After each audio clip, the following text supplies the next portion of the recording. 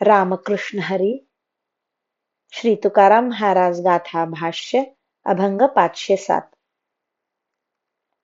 उदंड शहाणे होती तर्कवंत, परी नेणवेची अंत विठोबाचा. उदंडा अक्षरा करीत भरोवरी, परी नेणवेची थोरी विठोबाची.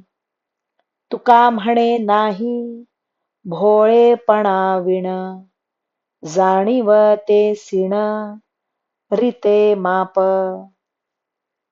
जगात पुष्कळ लोक विद्या शिकून शहाणे होतात.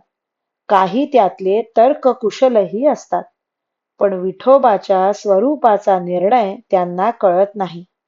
शहाणे लोक पुष्कळ अक्षरांचे पाठांतर करोत अथवा त्यांच्या अर्थाचा गंभीरपणे विचार करोत, पण विठोबाचे महत्व त्यांना जाणता येत नाही.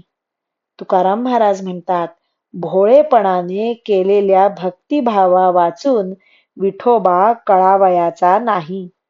केवळ शब्दज्ञानाचा अभिमान श्रमाला कारण आहे.